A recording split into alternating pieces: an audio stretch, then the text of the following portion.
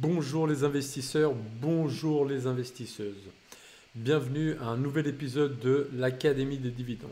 Je vais commencer cette émission en vous disant en fait une phrase et on va réfléchir sur cette phrase. Alors cette phrase c'est la suivante. Pour devenir riche, vivez comme des pauvres.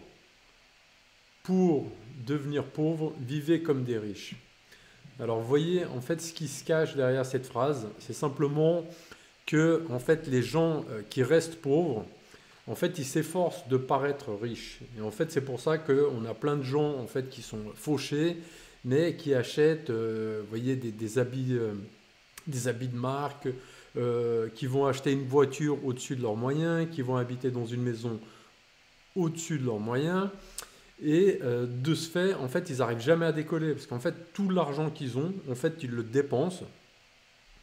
Et à l'inverse, les gens qui arrivent à s'enrichir, c'est des gens qui acceptent de vivre, on va dire, un niveau en dessous que ce que leur salaire leur permet. Parce que, vous voyez, la plupart des gens, c'est ça le problème, c'est que dès qu'ils ont une augmentation au travail, ils vont simplement se permettre de faire plus de dépenses, prendre des meilleures vacances, peut-être prendre un meilleur appartement. Donc systématiquement, en fait, ils sont en train d'adapter leur niveau de vie à leur salaire et ils économisent du coup en fait rien du tout. Et en fait, vous pouvez avoir quelqu'un en fait qui gagne 2000 euros par mois mais qui s'enrichit et à l'inverse avoir quelqu'un qui en gagne 5000 mais qui est en train de s'appauvrir chaque mois. Parce que vous voyez, si vous gagnez 5000 mais que vos dépenses mensuelles, je veux dire, vous dépensez tous les mois 5500 euros, et puis en fait vous arrivez vers la fin du mois, vous êtes déjà en négatif sur la carte de crédit, en fait vous êtes déjà en train de vivre à crédit, et puis de mois en mois, vous n'êtes pas en train de vous enrichir. À l'inverse, quelqu'un en fait quelqu'un qui gagne 2000 euros, mais il arrive à vivre avec 1005, il économise 500 euros tous les mois, bah, c'est une personne de mois en mois, elle est en train de devenir plus riche.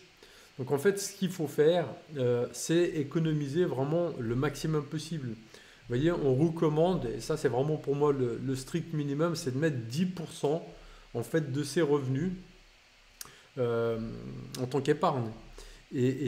Comme vous allez me dire, ouais, mais c'est compliqué. Non, c'est pas compliqué. C'est simplement qu'il faut commencer par ça. Vous voyez, beaucoup de gens, en fait, ils attendent la fin du mois. Ensuite, ils regardent ce qu'il leur reste sur leur compte en banque et puis ils disent, ah ben tiens, ça je mets de côté, ça j'épargne. Sauf que quand on veut épargner, ça ne marche pas du tout comme ça, quoi. Ce qu'il faut faire, c'est vraiment au début du mois, quand vous recevez votre salaire, vous voyez, sûrement vous avez mis en place des paiements automatiques pour payer vos assurances, vos abonnements de téléphone, pour payer votre loyer. Donc vous avez ces paiements automatiques qui sont programmés. Programmez un paiement automatique pour votre épargne. Vous voyez, vous avez un compte en banque chez un broker, là vous achetez vos actions, et puis tous les mois, vous faites un virement régulier. Et de cette façon, en fait, vous épargnez.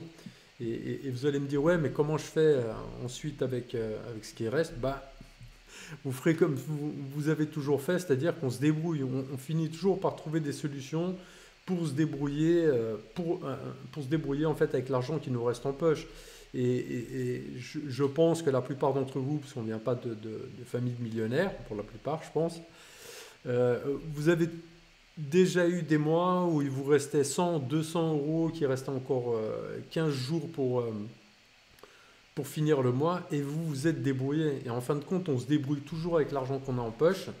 Donc si simplement cet argent, vous le virez directement au début de mois, bah, vous allez faire 100, quoi. Vous allez voir que vous allez trouver des solutions. Après, si vraiment c'est trop difficile, une des solutions aussi, c'est d'augmenter vos revenus. C'est-à-dire trouver une activité accessoire, vous pouvez faire un deuxième travail, vendre des produits. Vous voyez, aujourd'hui, il y a sur Internet 15 000 solutions pour se fabriquer en fait une activité accessoire. Donc démarrer une activité accessoire. Donc vous voyez, c'est vraiment le plus important, quoi. Et je reviens vraiment sur la phrase du départ, donc de vouloir paraître riche, c'est l'erreur en fait qui condamne les gens en fait à la classe moyenne. Et ça c'est vrai parce que si vous n'épargnez pas, vous n'aurez jamais de capital qui pourra travailler à votre place. Vous voyez, c'est Warren Buffett qui a dit, si vous ne trouvez pas un moyen de gagner de l'argent pendant que vous dormez, alors vous devrez travailler toute votre vie. Et ça, c'est vrai. Ce qui fait que les riches arrivent à vivre des fois sans travailler, c'est qu'en fait, ils ont suffisamment de capital pour que ce capital travaille pour eux, quoi. Vous voyez, si vous avez des placements en bourse qui vous versent des dividendes, si vous avez de l'immobilier, vous allez toucher des loyers en fait tous les mois. À un certain moment, vous pouvez toucher l'indépendance financière. Et l'indépendance financière, c'est le simple fait que en fait, vos revenus passifs, donc ce que vous touchez de vos dividendes, des loyers, soient équivalents en fait à vos charges. Quand vous êtes arrivé à ça, imaginons que vous avez des charges, je sais pas, pour 2000 euros par mois et que vous touchez 2000 euros par mois en revenus passifs, ben, en fin de compte, vous avez atteint la liberté financière. Après, peut-être vous rêvez plus grand, vous rêvez de sommes beaucoup plus grandes, mais tout est possible. Et vous voyez, avoir 2000 euros en revenus passifs, c'est pas quelque chose d'impossible. Par exemple, en achetant 3-4 biens immobiliers, c'est quelque chose que vous pouvez atteindre. Donc vraiment, il faut trouver des solutions. Et les solutions, elles commencent en fait par économiser. Et si vous ne le faites pas, par exemple, comment vous allez investir dans l'immobilier si vous n'avez pas de quoi faire un apport en fait.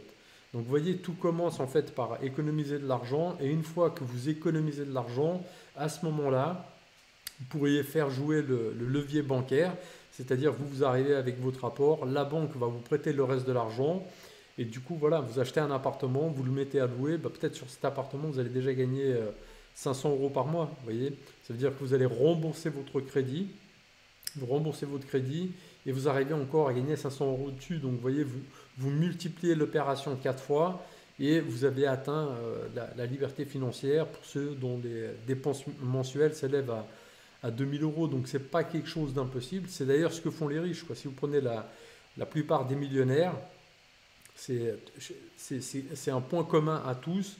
Bah, c'est tous des gens qui ils auront des placements en bourse et ils auront des biens immobiliers. L'immobilier aussi, c'est vraiment un élément dans lequel les très grandes fortunes investissent beaucoup, parce que voilà, il y a une stabilité du marché immobilier. Généralement, dans le temps, c'est un marché qui s'apprécie, et puis pour eux, c'est la garantie d'avoir des revenus réguliers en fait, qui vont toucher sous forme de loyer. Donc voilà, le but n'était pas de faire une vidéo très très longue, mais vraiment de vous faire méditer sur cette phrase, c'est-à-dire accepter de vivre en fait quelques années en dessous de vos moyens, en dessous de ce que vous permet votre salaire, la différence, épargnez-la, et c'est ça en fait qui va changer votre destin financier. Sinon, vous allez être condamné en fait au métro boulot dodo, à rester dans la rat race et à devoir travailler toute votre vie. Et puis, vous profiterez à la retraite. Mais qu'est-ce qu'on va profiter à la retraite? Est-ce qu'on sera encore là? Est-ce qu'on aura encore de l'énergie? Donc, est-ce qu'il y aura encore des retraites? Donc, vaut mieux qu'on se prenne en main, qu'on construise nous-mêmes notre avenir financier. Et dans tous les cas, s'il y a une retraite, tant mieux. Si on n'a pas, on sera prémuni et on aura une retraite bien plus confortable. Et pour ceux qui seront en fait qui ont fait le plus de sacrifices, ils arriveront très certainement à atteindre la liberté financière sans devoir atteindre la retraite. Donc voilà les amis. Si jamais je suis en train d'écrire un livre, je vous en parlerai plus en détail dans d'autres vidéos, mais c'est un livre qui réunit un peu tout le contenu de la chaîne et aussi tout le savoir que j'ai acquis tant de par ma carrière professionnelle, de par mes études, que mes expériences avec moi-même, comment je constitue mon patrimoine. Et voilà, je pense que c'est un savoir qui fait défaut. Je pense qu'il y a vraiment un gros manque au niveau de l'éducation financière. C'est une matière qu'on ne nous apprend pas à l'école. Donc je suis en train d'écrire un livre là-dessus. Donc j'en suis qu'au début, mais je vous tiendrai au courant de l'avancée de ce projet.